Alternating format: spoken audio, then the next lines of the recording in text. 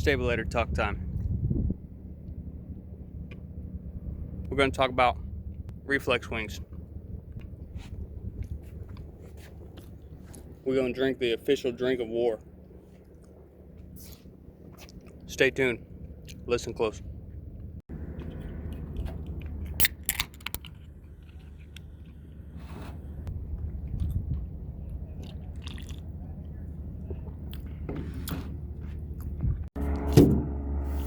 Brought my notes. Check it out, see what we got. Alright. So what we're going to talk about is reflex profile wings versus regular free flight wings.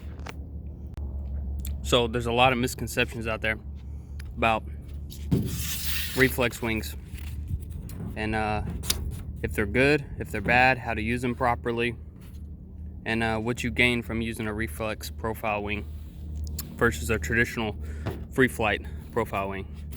And I'm going to try to explain that in my own words and just what I've learned from flying them. This is a traditional profile wing, and most of the weight of the pilot and the gear is distributed evenly between the A, B, C, and D risers. Still, the A risers typically hold the most load near the front of the wing, because most of the lift of the wing is made here towards the leading edge. However, there is still lift created by the entire airfoil over the B, C, and D risers. A reflex wing, when it's in reflex mode, almost all of the weight is suspended only by the A lines.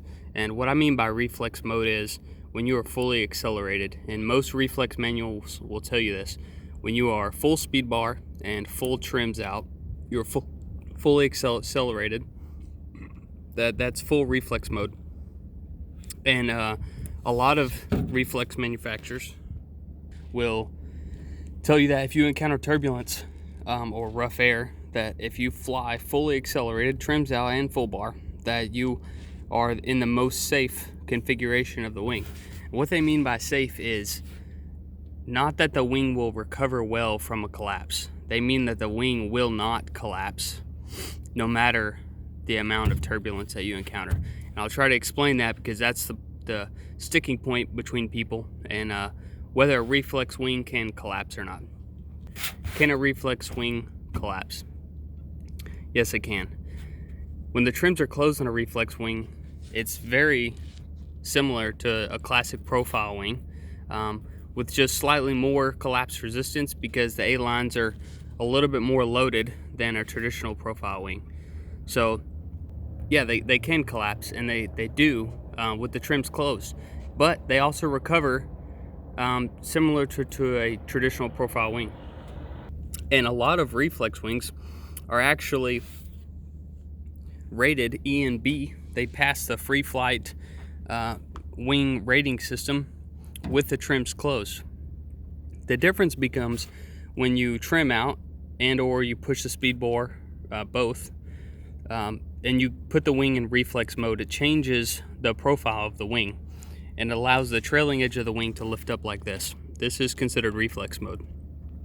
If you notice in my drawing here, and I will attach some other pictures in a video here in a second, that the B, C, and D lines are slack completely. And that's to show you that there's no load, there's no weight being lifted by the B, C, and D risers. All of the pilot's weight are suspended from the A's when flying the wing, the reflex wing, in this configuration. Free flight wings, traditional profile wings, cannot do this because they don't have the reflex built into the trailing edge. If you were to trim out a free flight, a traditional profile wing like this, what would happen is you would get a collapse. There's no reflex in the trailing edge to keep the profile of the wing more horizontal to the surface. It would just, the trailing edge would just come up, the nose would go down, and then the wing would collapse. The trailing edge here is pushing down. You have actually a force created by the trailing edge that is creating a downwards force here. That keeps this wing more in a horizontal configuration. If you didn't have this downforce, then this wing would just fold up and it would collapse the way that a traditional profile wing would. The reason why they say this cannot collapse is because all of your weight is suspended by this A-lines, by these A-risers here, connect to the leading edge of the wing. All of the lift that's being created by this wing is happening directly over these A-lines at the leading edge of the wing. So if you encounter turbulence, here's my, all right, I'm back. My phone was overheating due to standing out here in the sun. It's freaking hot as crap here. So as you're entering a thermal, you have the sinking air on the edges, the lifting air in the center. So normally you're entering, you're just hitting the sinking air first. So you're kind of descending, your vario's going boo. You hit the thermal, you get the beep, beep, beep, beep, beep. Your wing rocks back. Sometimes your wing can surge forward aggressively and you'll take a frontal collapse here because it surged so far forward that you get a negative angle of attack almost at the leading edge. It collapses, the wing rocks back again, it reinflates. But as you exit the thermal as well, if you're just flying straight through it, your trailing edge is in the lift and your leading edge is now hitting the sink on the other side. So when you have sink here, your A-lines, the leading edge of your wing gets pushed down while your trailing edge still has lift to it. If the whole wing is in sink, the whole wing just descends together. If the whole wing is in lift, the whole wing just rises together. It's when you have a difference in lift along the chord of the wing. If you have lift at the trailing edge and sink at the nose, you can take a collapse. And it'll fold under, rock back, creates a positive angle of attack at the leading edge, it reinflates, you fly away. With the reflex wing, because all of the lift is being created over the A-lines only, same scenario as you're flying through, it's in the lift, you're going up together. As it continues to the other side, there's no lift being created by the trailing edge, only over the leading edge. There's no difference there's no negative component here and positive here, because this is the only positive, and all this is just negative to maintain the profile of the wing horizontal.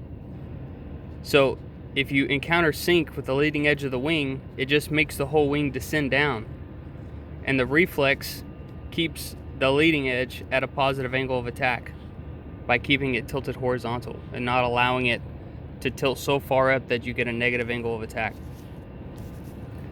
That's how reflex works. As far as I know, I have never seen a single video of someone flying a full reflex wing, fully accelerated, trims out, full speed bar, not touching the brakes, we'll talk about that in a second, and have encountered a collapse, because it's almost impossible for your wing to take a collapse. There are exceptions. If you're flying in air that has a sinking air that's strong enough to exceed the free fall weight of the pilot, then of course it can push the wing down, make all the lines go slack, and you can take a collapse.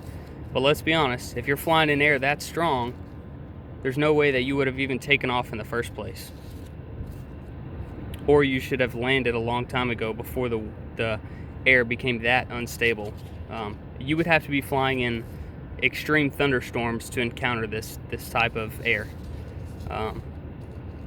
or some other wild scenario. I'm advising you to go and test the limits, but I've never seen a single video of someone taking a collapse while flying fully accelerated on a reflex wing. People have tried to collapse them fully accelerated, and they say that you can't, because as you try and pull on these A-risers, what ends up happening is you're just doing a pull-up on the A-risers. You can't actually collapse it because there's no lift created on these other lines, so you cannot pull the leading edge down because the trailing edge is not pushing up. It's just creating a negative force to keep the wing horizontal. This only applies when you're flying in full reflex mode, fully accelerated, trims out, and full speed bar, and only on full reflex wings. Your manual will give you hints to whether your wing is full reflex or not, and what they advise you to do. if you encounter turbulence. A lot of reflex wings, or semi-reflex, they have some reflex traits, but they don't have enough reflex to create this effect, and therefore those manuals will recommend you to pull the trims in and active pilot if you encounter turbulence, because the manufacturer knows that they don't have enough reflex built into their profile of their wing to prevent a collapse from happening. That's not a negative thing. That's just that design of that wing. There's trade-offs to everything. Reflex is not as efficient as a free fly wing is. Everyone knows that. So everything is a trade-off. Keep that in mind. There's a range. There's different levels of safety that people say. So there's the safety idea that if the wing collapses, that it recovers almost immediately on its own. And then there's the idea of safety that the wing will not collapse at all. And with a reflex wing, you can get both. With a free flight wing or traditional profile wing, you only get the if it collapses, it recovers on its own, based on the EN rating system idea. The danger zone, most reflex wings have a trim system. So we'll say this is the trims, and they're numbered 1 through 12, 1 through 15, 1 through 25 sometimes, depending on the wing. Follow your manual. Let's say this is fully trims out and this is trims in. When your trims are in, you're safe, because if you take a collapse, the wing can recover on its own. If you're encountering turbulence, strong thermals, and you're at a higher altitude, this is probably your best bet if you're not trying to penetrate, you're not trying to go through a headwind or anything. Especially if you're going downwind and you're traveling through thermals midday, trim all the way in, and if the wing takes a collapse, use active piloting, it'll recover, you continue on. If you're going downwind, trims in is the most efficient. You'll get the furthest range out of your wing and motor. Trims full out. Let's say you're trying to penetrate a headwind, you're in the Icarus race, you're flying midday through thermals. Full out, full speed bar, fully accelerated. This is also a safe configuration because, as we talked about already, the wing is nearly collapse resistant. It would have to be crazy strong for it to collapse. And if anyone has experienced a collapse in this configuration, please speak up. The danger zone is somewhere in the middle. And the problem is, this is where most people like to fly. People are scared of this because they don't understand reflex. Some people don't like trims full in because the flare is taken away, because now it acts more like a traditional profile wing.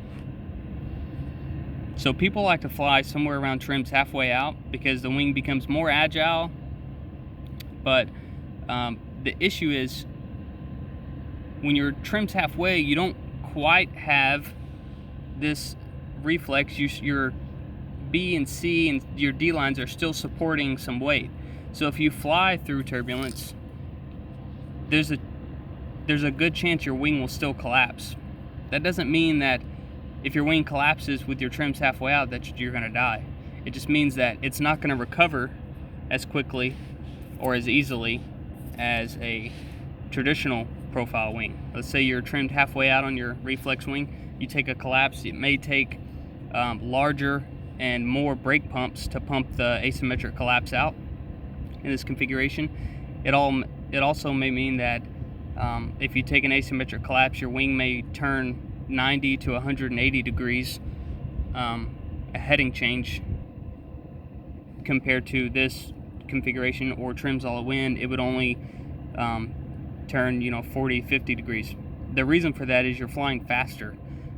When your wing collapses, the faster you're flying, it creates more drag on that side of the wing, while your other side is still accelerated. So obviously it's going to make you turn. So just to kind of recap, I know I'm spitting a lot of information all at once. This is a safe configuration, trims all the way in, like a free flight wing. Trims full out, fully accelerated, speed bar as well. This is also a safe configuration because your wing is practically collapse resistant. Either condition, if you're in turbulence, you should be at altitude because crap can happen still. So either way you're doing this, you should be at high altitude. With trims in, you could take a large enough collapse that it's not recoverable. You could get riser twists, you could get cravat so large that it puts you in a nose down spiral, and that's why we fly with reserves, so that you can toss your reserve. With trims full out, I'm not going to guarantee you that it's 100% collapse resistant. I'm just going to tell you that it's nearly impossible for it to happen, but there's always a chance. I've seen crazier things, so don't trust anything 100%. So if you're flying in this configuration through turbulence, trims full out, fully accelerated, in this scenario where your wing is nearly collapse resistant, still do it at altitude through turbulence. That way, if you take a collapse, you can just toss your reserve instead of trying to deal with trying to recover a wing, pull your trims in.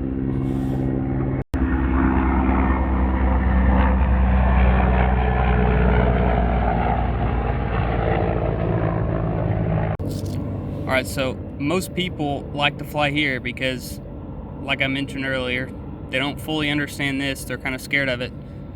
And this is not as fun as this is, but this still feels safe to them. The issue is, if you take a collapse, it doesn't recover as well, and it's not collapse resistant enough to prevent collapses. So this is kind of the danger zone, and you should only fly in this type of configuration, trims halfway, 50% of the range, when the weather is calm. Don't fly here in turbulence, especially if you're trying to active pilot. The issue becomes, if your trim's out, if you're in reflex mode, as soon as you touch any amount of brake, if you apply any amount of trailing edge brake pressure and you bend the trailing edge of the wing down here, now you've created lift here. And any reflex traits that you had in your wing are now gone. You have lift here, you have lift here, and you have no lift here. And some wings even will collapse, completely fold in half on you because of this. Because lift is created here, none here, and some here. But the wing can almost fold in half. It'll tuck. This lift at the trailing edge will push the leading edge down. It's already at a very low angle of attack because you're flying fast, and you'll get a collapse. So if you're flying trims full out, fully accelerated, follow your manual. Don't touch the main brake lines for this reason. When people fly at trims at halfway and they use their brakes, your wing is very susceptible to collapse. The same as if you were flying a traditional profile wing. However, if you take a collapse, it doesn't recover as well as a traditional profile wing because your trims are halfway out. It would be the equivalent of you flying on half speed bar on a traditional profile wing and then getting a collapse but not releasing the speed bar. No one would do that.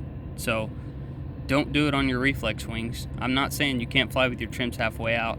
I'm saying only do it in air that you know is predictable and that you know is smooth enough for you to fly around in this configuration. If there's any chance of thermals, turbulence, rotor, then don't risk it. Fly either here or here. Some reflex wings are a constant reflex profile. Mention one like the Hadron XX. With those wings, you can have the trims all the way in and then use the speed bar. So you gain the safety of, hey, I'm accelerated, I hit turbulence, so my wing may not collapse. However, if you do take a collapse, you release the bar and then it recovers the same way that a traditional profile wing would. So that's another option. That's one of the reasons I went with the Hadron XX originally, because I was able to use the bar, but if I took a collapse, I could release it and hopefully it would recover the same way that this would. So now in the video, I'm going to attach some pictures showing you my Dudek Warp 16 meter. I have the power attack system engaged, meaning that when I push on the speed bar, it simultaneously releases the trims and also pulls down on the leading edge with the speed bar at the same time. So you get the full speed range of the wing with one motion of the speed bar. And if you look at the B, C, and D lines, I'll point them out, you'll notice that they are all slack. They all have some bow to them. The D risers have the most slack. C and B have a little bit less. But you can see that they're all slack. They all are carrying very little load, and almost all of my weight is suspended from the A lines only. So that would be the wing in this configuration here. And next picture I'm going to show you is my BGD base free fly wing, and I'm pulling big ears, and I'm also full speed bar because I'm trying to come down out of the lift away from a mountain so I don't get blown over the back. But you'll see that even though I'm full speed bar, that there's still tension on, it's only a 3-liner, so it has A, B, and C's. There's still tension on the A's, the B's, and some on the C's. The C's are slightly bowed, but most of my weight is suspended by the A's and the B's. Of course, free fly wings full bar are more susceptible to collapse. Everyone knows this, and that's because if my wing were to encounter turbulence where half the wing was in sink and half was in lift, it could push the leading edge of the wing down, and the trailing edge that's still producing some lift would still be pushing up, and therefore I would get a collapse the way that you would expect a free flight wing to collapse. Let's talk about some specific reflex wing differences. So I'll give you some examples. Let's compare class to class. Ozone Roadster. 1, 2, 3, doesn't matter. They're all pretty much the same thing. The Ozone Roadster trim range is only half of what the equivalent dewdeck wing is. These dewdeck and Ozone are the two most popular paramotor wings. Let's take a dewdeck universal. So the Ozone Roadster only has half the trim range compared to a universal. A Roadster fully trimmed out does not have enough reflex built into it to 100% prevent collapses. To get the full reflex out of an Ozone Roadster, you have to also push on the speed bar. And Ozone recognizes this, and that's why they recommend in the manual to pull the trims in and active pilot if you encounter turbulence. And that's trims all the way in, because the wing is only E and B rated with the trims all the way in. Similar to the dewdeck universal, it's only E and B with the trims all the way in. However, with the universal, they give you the full speed range almost just in trims. So if you fully trim out on the universal, you get all the reflex built into the profile and the trims. So you can fully release the trims in turbulence and do not touch the brakes and just ride it out, and the wing won't collapse. Someone show me a video of a dewdeck universal or a similar full reflex wing taking a collapse with the trims fully out, fully accelerated. There isn't one, because I don't believe it's ever happened. Of course, it's happened if people have the trims fully out and then they touch the brakes. All the reflex wing videos that you see out there of them collapsing and then they get slung into the ground, it's people who are trying to do slalom style who don't understand how to use their wings, or they made a mistake and they just pulled the main brake line while they were fully accelerated and their wing collapsed on them and slung them into the ground. That was pilot error. That wasn't from the wing or from turbulence or from weather conditions. That was all pilot error. Don't listen to people who try and just sell you their brand of wing and claim that reflex wings are all death traps, because those people just don't understand the concepts that we talked about. Some other things to keep in mind. There's people out there that are claiming that their Dominator wings are certified E&A, E&B wings, but don't let them fool you, because that's only in the larger sizes, the 22, 24, 26, the larger sizes that are flown in the free flight weight range. The 16, 15, 17, 18 meter Dominators that people are flying around with motors on and doing all these crazy stunts with are not certified ENA or B. They might pass an END rating, maybe. So don't let them show you a video of a 16-meter Dominator and tell you that it's certified ENA and it's the safest wing, because if you take a collapse on any 16-meter wing, reflex, not reflex, whatever, it's gonna react violently, and that's just due to wing loading.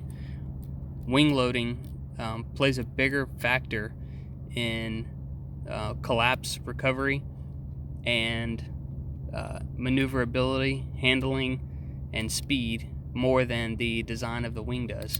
Reflex just gives you collapse resistance. If you want to go faster, you got to fly a smaller size. You can also fly a traditional profile wing at a smaller size and get the same speed as a reflex.